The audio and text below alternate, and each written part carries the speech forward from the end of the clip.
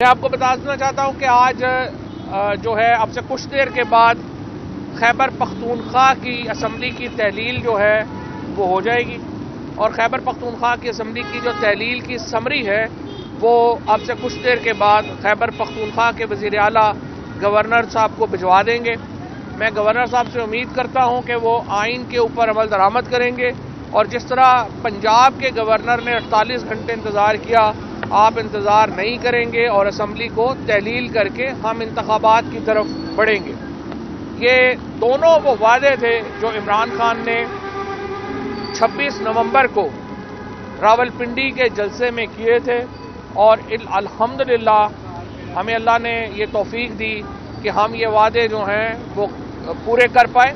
پاکستان کے اندر تو آپ کو پتہ ہے کلرک کی نوکری کوئی نہیں چھوڑتا، اس کے لیے جو ہے، اور آپ کو پتہ ہی ہے جو ایکسٹینشنوں کے لیے جو کچھ ہوتا ہے، یہ عمران خان اور تحریک انصاف ہے کہ جس نے 2 حکومتوں کو ٹھوکر ماری اور کہا کہ ہم عوام کے پاس جائیں گے ووٹ لینے، اور یہ تحریک انصاف کا اعتماد ظاہر کرتا ہے عوام کے اوپر۔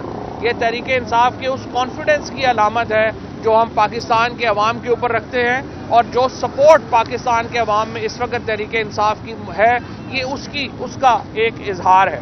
لہٰذا آج دونوں اسمبلیاں، پنجاب کے بعد خیبر پختونخوا اسمبلی جو ہے وہ بھی تحلیل ہو جائے گی۔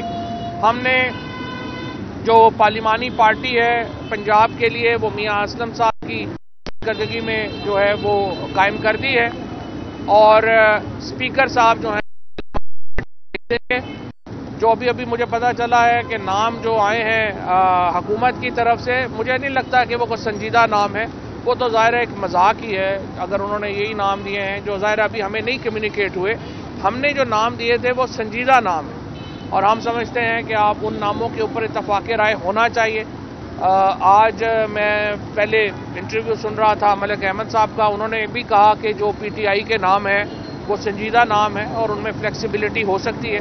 میری نظر میں اب بھی درخواست کروں گا ناصر کھوسہ صاحب سے کہ وہ اپنا فیصلہ تبدیل کریں، اور اس کے اوپر یہ پاکستان کے لیے ایک ان کی کنٹریبیوشن ہوگی۔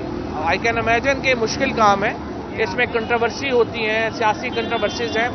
ناصر کھوسہ صاحب، احمد نواز سکھیرا صاحب، دونوں بڑے کریڈیبل نام ہیں۔ احمد نواز سکھیرا صاحب نے ہمارے ساتھ بھی کام کیا ہے، اور وہ موجودہ حکومت کے کیبنٹ سیکرٹری ہیں، تو آپ امیجن کر سکتے ہیں کہ وزیر اعظم کا بھی انہیں پوری طرح اعتماد حاصل ہے۔ اور اسی طرح سے نصیر صاحب جو ہمارا تیسرا نام ہے، ان کے اوپر بھی جو اس وقت چودھری شجاعت صاحب کا اور جو باقی اس وقت حکومت میں لوگ شامل ہیں، ان کا قریبی ان سے اعتماد کا تعلق ہے، ان کے اوپر بھی کوئی مسئلہ نہیں ہونا چاہیے۔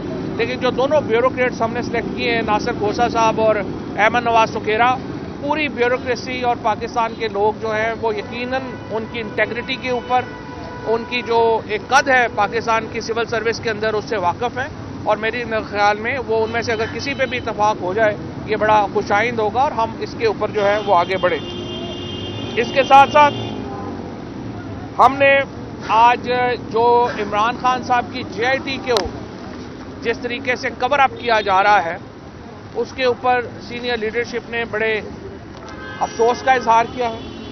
ہم یہ دیکھ رہے ہیں کہ مسلسل پہلے آپ دیکھیں عمران خان کے اوپر حملہ ہوا، 1867 سے یہ قانون ہے کہ جو کمپلیننٹ ہے وہ FIR کرواتا ہے۔ 150 سال کی تاریخ میں پہلے عمران خان اور پھر اعظم سواتی کے لیے یہ قانون تبدیل کر دیا گیا۔ کمپلیننٹ کو حق نہیں ہے کہ FIR کرائے، پولیس خود FIR کرانے چلی گئی۔ اس کے بعد JIT نہیں بننے دے رہے تھے، بڑی مشکل سے JIT بنی۔ اس کے بعد JIT کے ممبران کو طاقتور حلقوں کی طرف سے پیغامات آئے کہ آپ نے یہ کرنا ہے، یہ نہیں کرنا۔ JIT والے بیچارے جو ہیں وہ بھاگ گئے۔ لوگ JIT کا ممبر بننے کو تیار نہیں ہے۔ یہ اس ملک میں رول آف لا کا حال ہے، یہ اس ملک میں پریشر کا حال ہے۔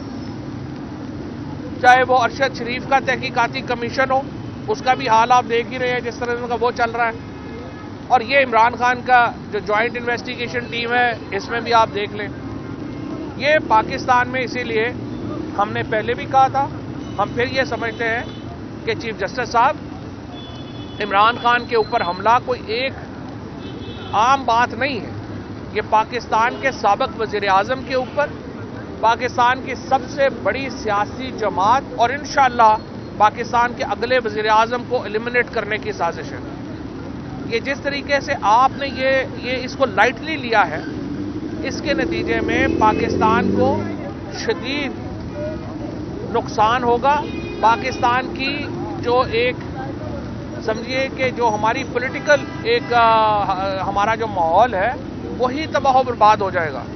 یہ عمران خان جو پاکستان کے انشاءاللہ اگلے وزیر اعظم ہیں، جس طریقے سے ان کو ایلیمنیٹ کرنے کی کوشش کی گئی ہے اس کے اوپر ہم مطمئن نہیں ہیں، اور ہم یہ سمجھتے ہیں کہ جو تفتیش ہو رہی ہے اس کے اوپر ہم مطمئن نہیں ہیں، اور اس میں ضرورت ہے کہ اس کو چیف جسٹس صاحب اس کا نوٹس لیں اور اس کے مطابق جو ہے وہ آگے بڑھا جائے۔ اچھا، اب ہم نے جو معاملہ ہے اسمبلیوں کا، فیڈرل گورنمنٹ کا، جیسا کہ میں نے آپ کو بتایا ہے کہ 2 اسمبلیاں تحلیل ہو چکی ہیں۔ اب ہمارا تمام تر فوکس یہ ہے کہ وفاقی حکومت جو ہے وہ اس کو گھر بھیجا جائے۔ ہماری خواہش یہ ہے کہ وفاقی حکومت ہمارے ساتھ بیٹھے اور ہم جوائنٹلی ایک الیکٹورل فریم ورک طے کریں۔ پاکستان کی جو معیشت کا کرائسس ہے وہ بہت بڑا ہے، لیکن وہ ڈیل ہو سکتا ہے۔ ناممکن نہیں ہے پاکستان کی معیشت کو فکس کرنا، لیکن اس کی پہلی شرط یہ ہے کہ پاکستان کے اندر ایک پولیٹیکل سٹیبلٹی ہو، ایک سیاسی استحکام ہو۔ اگر وہ سیاسی استحکام نہیں ہوگا پاکستان کو معاشی سٹیبلٹی نہیں مل سکتی۔ لہٰذا ہم یہ چاہتے ہیں کہ وفاقی حکومت ہمارے ساتھ بیٹھے اور ہم ایک الیکشن کا فریم ورک طے کریں۔ لیکن اس وقت کی جو صورتحال ہے وہ یہ ہے کہ وفاقی حکومت کے لوگ بضد ہیں کہ وہ الیکشن نہیں کرائیں گے۔ دوسری طرف صورتحال یہ ہے کہ اسمبلیوں کے اندر ہمارے استعفے منظور نہیں کیے گئے، اور اب بھی تحریک انصاف کی جو پارلیمانی پارٹی ہے، ہائی کورٹ کا جو اسلام آباد ہائی کورٹ کا فیصلہ ہے اس کے نتیجے میں اس وقت سب سے بڑی جو اپوزیشن کی جماعت ہے وہ پھر پاکستان تحریک انصاف ہے۔ لہٰذا ہم پرویز خٹک صاحب کی سربراہی میں ہم نے ایک کمیٹی تشکیل دے دی ہے جو کہ اسپیکر کے پاس جا رہی ہے، اور ہم ان سے یہ کہہ رہے ہیں کہ leader of the opposition, parliamentary leader, اور اس کے ساتھ جو پبلک اکاؤنٹس کمیٹی ہے، یہ 3 جو آفیسز ہیں یہ تحریک انصاف کے ممبران کو دیے جائیں، اور انہیں جو ہے وہ نامینیٹ کیا جائے گا ان 3 عہدوں کے لیے۔ اور اس کے بعد انشاءاللہ ہمیں پوری امید ہے کہ وفاقی حکومت کو جو گرانے کا عمل ہے وہ بھی چند ہی ہفتوں میں ہم مکمل کر سکیں گے۔ اور اس سے پہلے میں دوبارہ یہ کہتا ہوں